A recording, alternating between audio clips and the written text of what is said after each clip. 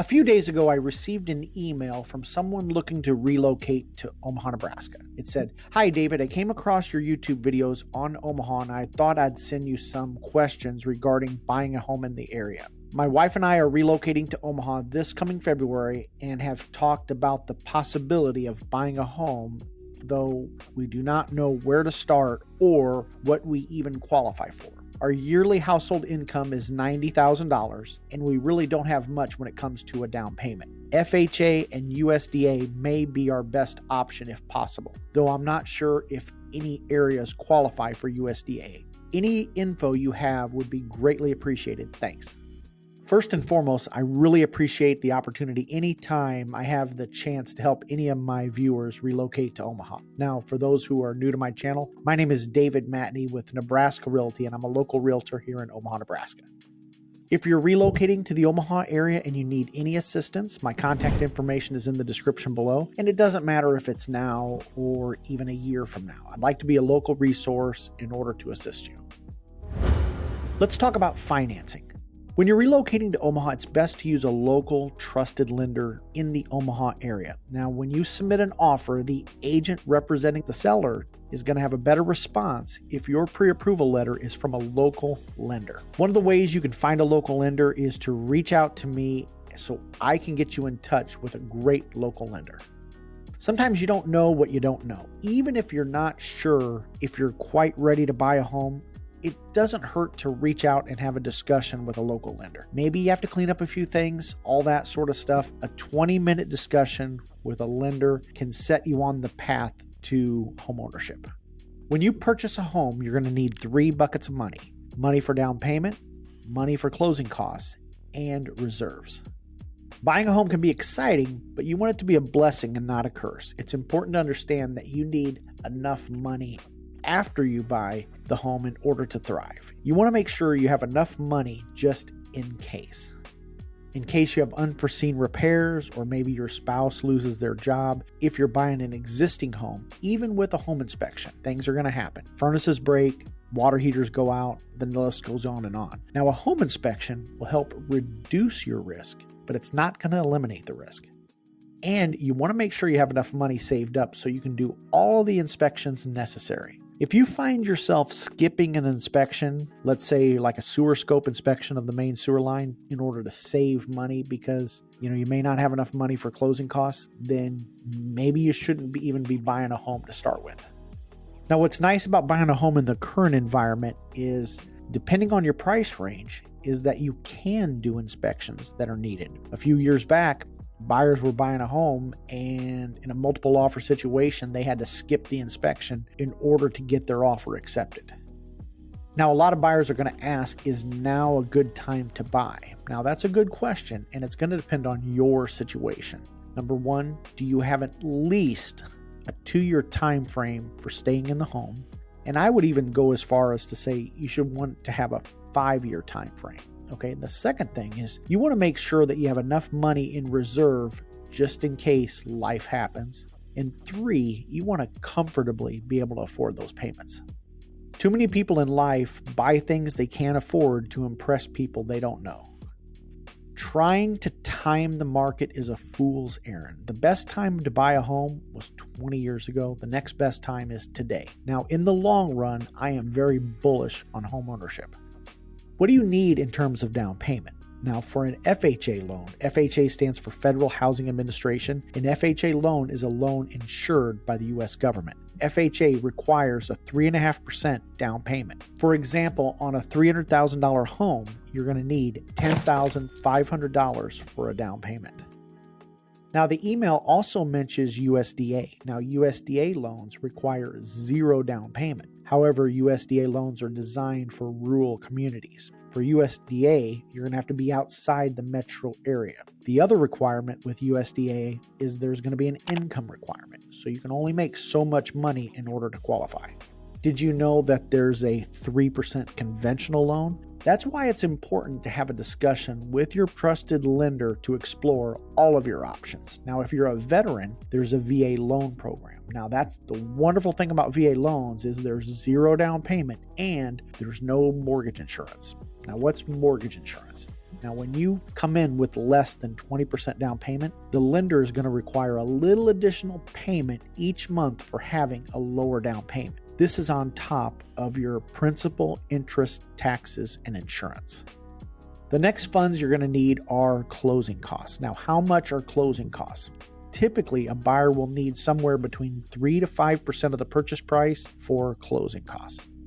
Now, what's nice about the current market changing is sometimes you can ask the seller to pay some of the buyer's closing costs. Now, there's also programs out there such as NIFA, which stands for Nebraska Investment Finance Authority, which have programs for both first-time buyers and buyers who need down payment assistance. They have a program where you can finance your down payment, and you can get into a home for as little as $1,000. Again, this is why you want to have that discussion with your lender. Now, the lender I like to use is NIFA qualified, and you can explore this as an option too. Opportunity is out there, and you can learn more on the NIFA website, www.nifa.org. If you're buying a home, you want to have some money set aside for reserves. What if you lose your job? What if you have unexpected car repairs? You want to make sure that you have several months of living expenses set aside. How much do you qualify for? Now, the lender's going to look at 3 items. They're going to look at your credit score, your income, and your debt-to-income ratio. Based on these 3 items and your down payment, the lender's going to guide you as to which is your best option. Now, what is a debt-to-income ratio? Now, they're going to take your monthly debts and divide that by your gross monthly income. Now, in that email, it said the buyers had a yearly income of $90,000. So you take $90,000, divide it by 12, means they make $7,500 a month in gross monthly income. That means it's before taxes are taken out. Then you're going to add up your monthly debts. And this is not expenses, but things like car payments, credit card payments, that sort of thing. Now, some loans might have a maximum debt to income ratio of, let's say, 40%. That means all of your monthly debts, including your house payment, cannot exceed 40% of your gross monthly income. For example, if you take $7,500 and multiply that by 40%, that gives you $3,000. Now, if you had 0 monthly debt, you could afford a $3,000 monthly payment. Now, that's going to include principal, interest, taxes, and insurance. However, let's say you have a $600 car payment and a $30 minimum credit card payment. Now you can only afford a home with a $2,370 monthly payment. Just for fun, what can you get in Omaha for around $2,500 a month using an FHA loan? If you look at 19464 R Street in Southwest Omaha, it's in the Arbor Gate subdivision. This home is currently under contract. It had 3 bedrooms, 2 baths, and it had just over 1,300 finished square feet and was built in 2012. It was listed for $275,000. Then the price was reduced to $269,500. Properties are not moving as fast in the current market, and interest rates have taken a little bit of a dip in the past few weeks. Now, property taxes for this particular home are $5,027 per year, and let's assume $2,600 a year for homeowner insurance. So you come in with a purchase price of, let's just say, $275,000. The down payment at 3.5% would be $9,625. The amount financed at 7% for 30 years, you're getting a loan for $265,375. However, there is a upfront mortgage insurance premium that's added on top of that for 1.75%. Your monthly payment, and this is just principal and interest, would be $1,765.55. And then you got to add in your taxes and insurance. So you're looking around $2,400 a month. And then since it's FHA, there's a thing called MIP, which stands for Mortgage Insurance Premium. And that's going to add an additional $122 to the monthly payment. So you're around $2,500 and change for a monthly payment. Now, remember, taxes are going to vary and your insurance is going to be dependent on your coverage, your credit score, and your deductible.